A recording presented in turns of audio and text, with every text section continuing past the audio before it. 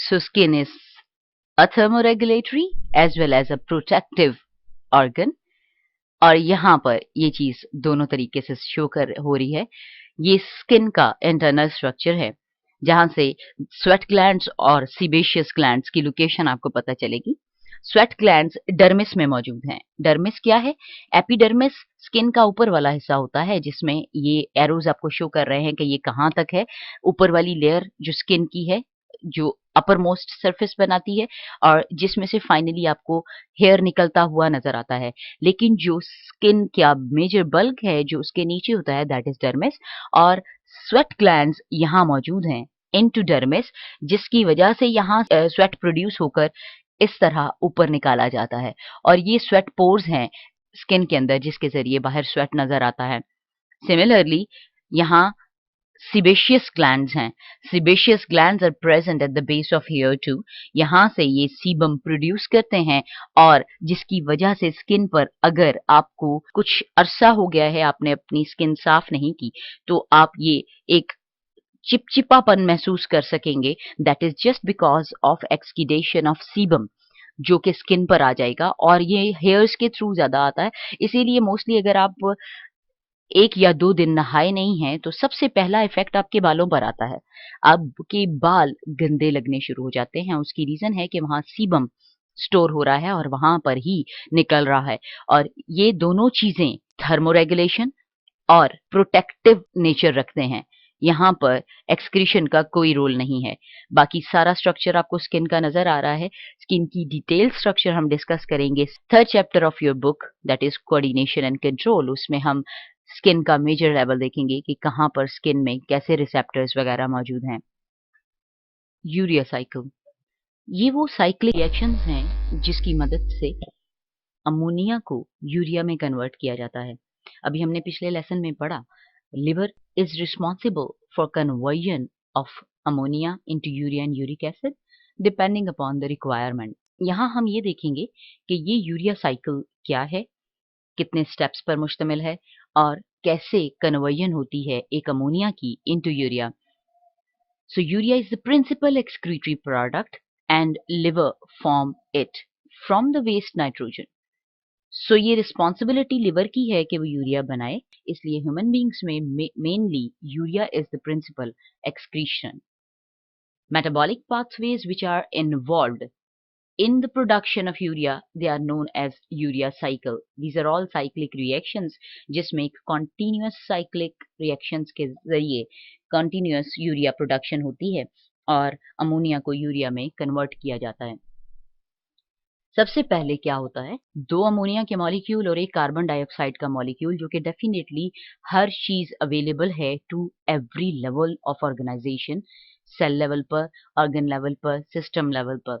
2 ammonia जो liver के पास थे उनको अलोंग विद 1 कार्बन डाइऑक्साइड एक साइकिल में शंट किया गया। और साइकिल में जाहिर है जब हम किसी चीज को डालते हैं तो हमें उसके लिए पहले कोई एक्सेप्टर चाहिए होगा जो इन दोनों चीजों को वसूल कर ले। और हमारा टारगेट क्या है? To make 1 molecule of urea. हम 2 अमोनिया से और एक कार्बन डाइऑक्साइड से मिलाकर एक यूरिया बनाने वाले हैं। और जो चीज पहले से वहां मौजूद होनी चाहिए with 1 carbon dioxide, that is a precursor of previous cycle, that is ornithine। इसका मतलब है ये साइक्लिक रिएक्शन तकरीबन कॉन्टिन्यूसली चल रहा है तो इसमें ऑर्निथीन जो कि प्रिकर्सर है यानी पहले से मौजूद है to receive these things in order to make 1 stable product. तो ऑर्निथीन प्रीवियस साइकिल से आया था और वहां पर साइकिल में मौजूद था। It received 2 ammonias and 1 carbon dioxide, and then the first product formed in urea cycle was citrulline। citrulline बनाया जाएगा और citrulline के बाद after few steps arginine बनेगा। arginine definitely is the product that is responsible to convert into urea by the help of an enzyme arginase। अर्जिनेज हमेशा ऐसे enzyme को हम इंट्रोड्यूस जब भी करवाते हैं तो हमें याद है कि हम इसके बारे में कहा करते हैं this is urea producing enzymes. So arginine is reactant on which arginase is facilitating the formation of urea। arginine टूट जाता है by arginase to form urea and precursor ornithine for the next cycle. So ये ornithine दोबारा cycle में shunt कर दिया जाता है in order to receive new ammonia and carbon dioxide in order to start a reaction again. लिहाजा arginine दो हिस्सों में टूटता है, एक तरफ ये यूरिया बाहर निकाल देता है साइकिल से और दूसरी तरफ ये precursor of the next cycle बनाता है, दैट इज ornithine. इसी चीज को हम एक साइक्लिक रिएक्शन में यहाँ शो कर देते हैं, that is the conversion of ammonia to urea. It is very clear that mitochondrion is helping a lot because this is the powerhouse of the cell और powerhouse हमेशा एनर्जी प्रोवाइडिंग मटेरियल के लिए जरूरी है. तो यहाँ चूंकि एक साइक्लिक रिएक्शन को करने के लिए हमें एनर्जी की जरूरत पड़ेगी, तो mitochondria is the best place to have energy from. तो दो एटीपीज यहाँ से लिए जाएंगे from mitochondria along with carbonate ions and ammonia. इनको by the help of synthetase, that is the enzyme mentioned over here, हम कन्वर्जन कर रहे हैं एटीपी की इनटू एडीपी एंड पीआई और उससे ली गई एनर्जी को हमने इस्तेमाल किया है इनटू दिस स्टेप, जिसकी मदद से पहला प्रोडक्ट हमें मिला सिट्रुलिन, यानी conversion of two ammonia, one carbon dioxide along with ornithine. ये पहले से इनको रिसीव कर रहा है. This is acceptor of ammonia and carbon dioxide.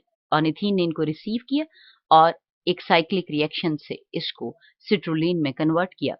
Citrulline is the step जहां से साइकिल माइटोकॉन्ड्रिया के बाहर भी कंटिन्यू हो सकता है और इसमें हेल्प कर रहे हैं हमें अगेन एटीपी जो कि टूट रहे हैं इनको एडीपी एंड पीआई और फिर से एक मटेरियल जो दूसरा बना, that is argininosuccinate. So this is a material which is at second step in urea cycle. Argininosuccinate bana by the help of citrulline and with addition of certain amount of energy. Afterwards, another enzyme introduced, that is lyase. In this case, it would remove fumarate from the cycle by splitting argininosuccinate, and at one time it is forming arginine. So argininosuccinate is actually splitting into two things. One is fumarate and other is arginine. Arginine is now the third intermediate of this level of this cycle, and afterwards arginase would react and facilitate this reaction of arginine to convert it into urea. ये हमारी production है. Urea was the major required material from this cycle और इसके लिए हमें water add करना पड़ेगा within the cycle, और at the same time arginine would split into two things. Number one is urea जो कि cycle से बाहर निकाल दिया जाएगा, and number two is ornithine, that is a precursor for next cycle. यहाँ उसको हमेशा रखना इसलिए जरूरी था कि जैसे ही दूसरा साइकिल शुरू होगा, अगर ऑर्निथीन वहां एक्सेप्टर के तौर पर नहीं है तो वो अमोनिया और कार्बन डाइऑक्साइड को वसूल नहीं कर सकेगा. This is the method by which urea cycle is going on, और यूरिया साइकिल का प्रोडक्शन फाइनली यूरिया की सूरत में हमारे सामने आता है. Now will discuss the functions of liver. After introduction of liver as a pivotal organ towards homeostasis, towards so many excretory reasons and detoxifying agent and other many things, now we'll enlist the functions how liver is helpful for whole body. It is not only involved in the synthesis of nitrogenous waste to assist kidney in their disposal. Very important line is this. इसमें एक ही line में तीन चीजें mention की गई. ना सिर्फ ये नाइट्रोजनस वेस्ट को बना रहा है, ये किडनी को असिस्ट कर रहा है उनके डिस्पोजल के लिए. इसका मतलब ये है कि ये किडनी को बहुत हेल्प कर रहा है in order to collect those nitrogenous waste जो शायद बॉडी में एज सच मौजूद नहीं थे. लिवर ने इन्हें बनाया, कन्वर्ट किया और मेटाबॉलिज्म कराया और नाइट्रोजनस वेस्ट की सूरत में उनको सिंथेसाइज करवा के किडनी की हेल्प की और किडनी को उनको रिमूव करने में भी हेल्प की. उसके अलावा भी इसके बेशुमार फंक्शंस हैं जो होम्योस्टेसिस के लिए बहुत इंपॉर्टेंट हैं. होम्योस्टेसिस हमारे चैप्टर का टाइटल है. यहाँ हम होम्योस्टेसिस का दूसरा बहुत इंपॉर्टेंट एजेंट और कंपोनेंट डिस्कस कर रहे हैं, एक्सक्रीशन, और इस एक्सक्रीशन के थ्रू हम सारी चीज़ों को डिटेल में डिस्कस करते हुए यहाँ तक आए हैं। सो होम्योस्टेसिस के हिसाब से लिवर बहुत ही इंपॉर्टेंट ऑर्गन है और उसके फंक्शंस बिलोंग करते हैं to number 1 synthesis, synthesis of many products, definitely उसमें नाइट्रोजनस वेस्ट्स आ सकते हैं, उसमें कुछ यूजफुल प्रोडक्ट्स आ सकते हैं, प्रोटीन्स हैं, many other things which are synthesized for aiding the body functions and metabolism. It is working as a storage organ too. It can store glycogen. It can store those things which are laterally be required for the body. Then conversion, अभी इसकी मिसाल हमने discuss की, it can convert ammonia into urea and many other things like that. So ये conversion करवा सकता है within its structure. Recycling, wherever livers think that this is necessary to recycle और ये नाइट्रोजनस वेस्ट नहीं है, इनसे हम अभी कुछ यूजफुल प्रोडक्ट्स निकाल सकते हैं, तो ये चीज़ों को रिसाइकल करके उन्हीं यूजफुल प्रोडक्ट्स को बॉडी को दोबारा प्रोवाइड कर देता है फॉर री यूजेज। सिमिलरली डिटॉक्सिफिकेशन कैटेगरीज, बहुत सारे टॉक्सिन्स को जो हमारी बॉडी में समहाउ द अदर एंटर होते हैं, उनको ये डिटॉक्सिफाई करके हमारी बॉडी को डिफेंस देता है। This is human liver.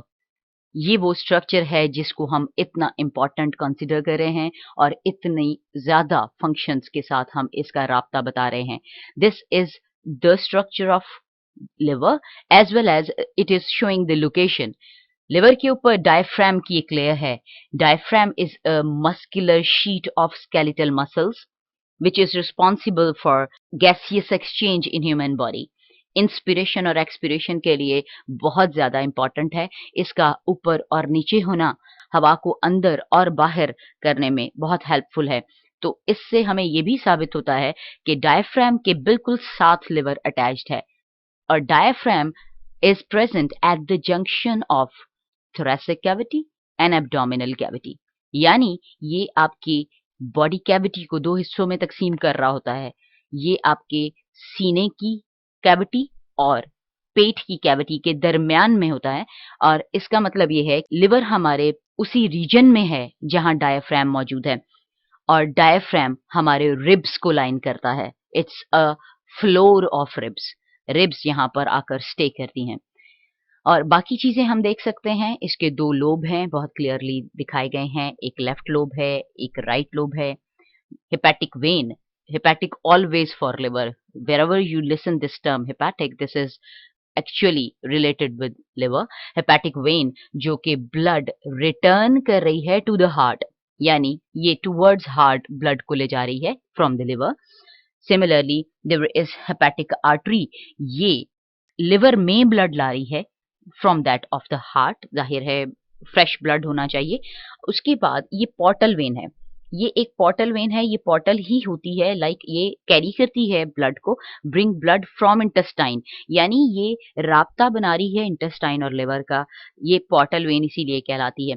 यहाँ गॉल ब्लैडर है जो लिवर के साथ ही अटैच्ड है और उसकी लोकेशन तकरीबन लिवर के साथ बनती है। ये गॉल ब्लैडर वो स्ट्रक्चर है जहां लिवर अपनी सीक्रीशन यानी बाइल को for the time being store करता है और फिर कॉमन बाइल डक्ट के जरिए, this is the common bile duct, इसके जरिए उस बाइल को इंटेस्टाइन में भेजा जाता है।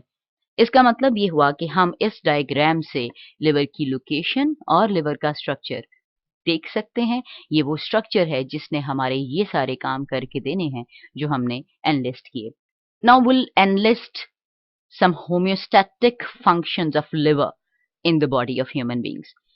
कुछ ऐसे काम जो डायरेक्ट होम्योस्टेसिस से रिलेट करती हैं, वो जो लिवर कर रहा है उनमें क्या कैटेगरीज हैं और वो किस तरह से काम करता है। सबसे पहले ये सिंथेसिस करता है। Synthesis of what? Many different things useful और वेस्ट प्रोडक्ट्स।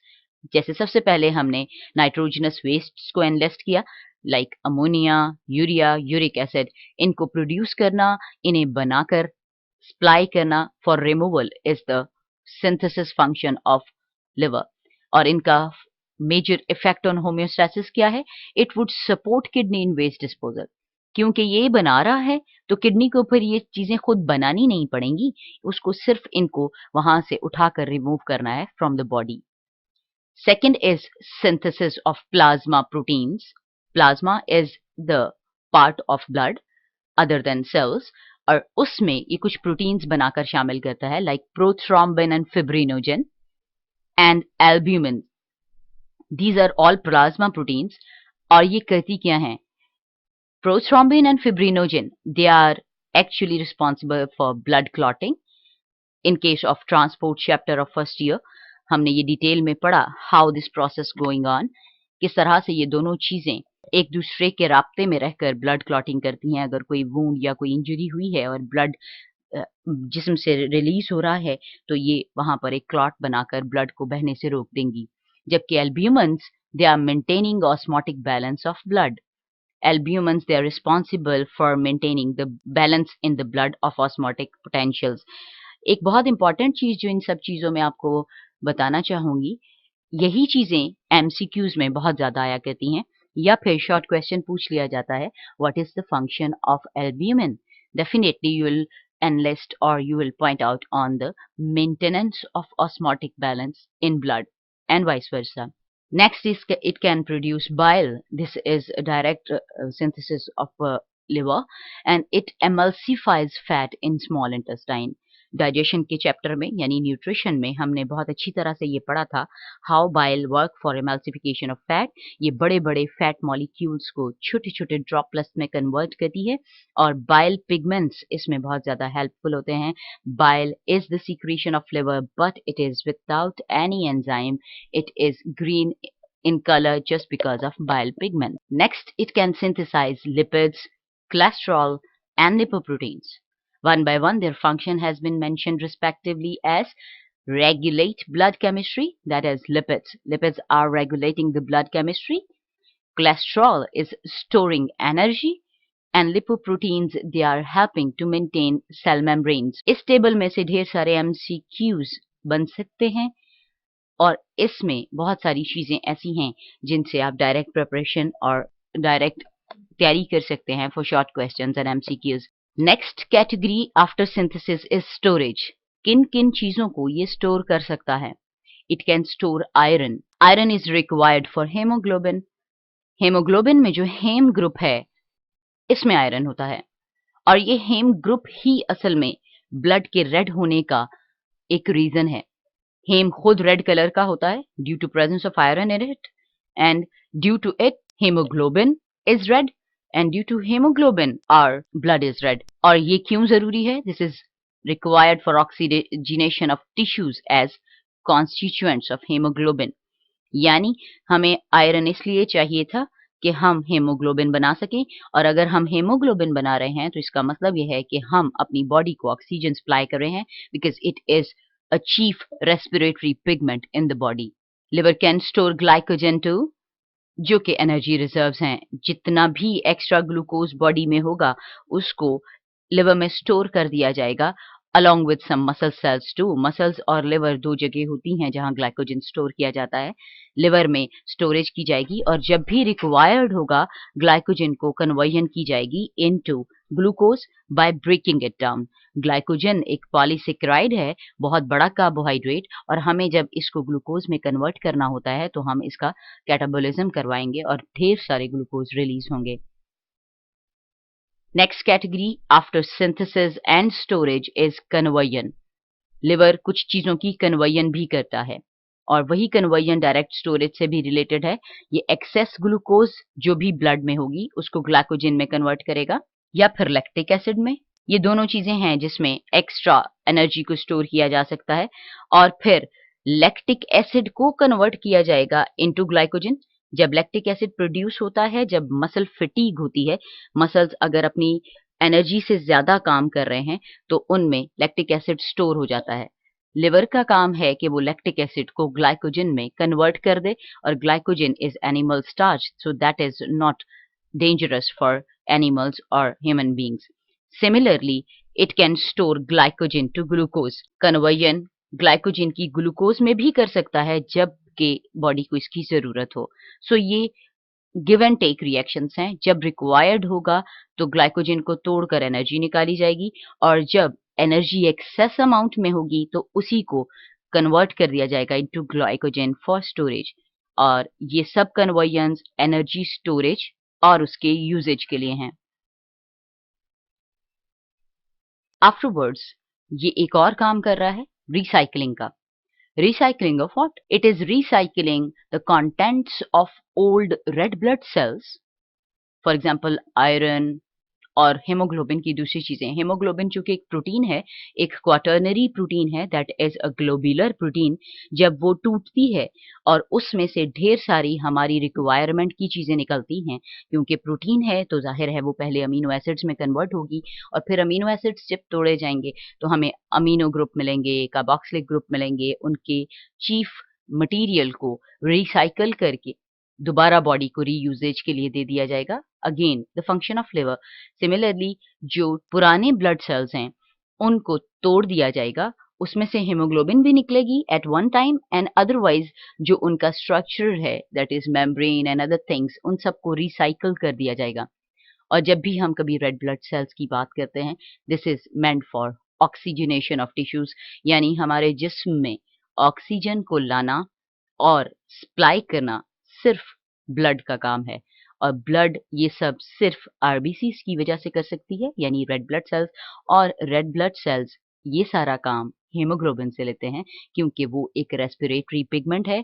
उसी में ये क्वालिटी या कैपेबिलिटी है कि वो ऑक्सीजन को अपने साथ बाइंड करे और वहां डिलीवर करे जहां उसकी रिक्वायरमेंट है। And the last function is detoxification. ये बहुत सारे टॉक्सिक मटेरियल्स को डिटॉक्सिफाई करके उन्हें सिंप्लीफाई कर देता है, ताकि उससे बॉडी को किसी ना किसी किस्म का कोई हार्म ना हो।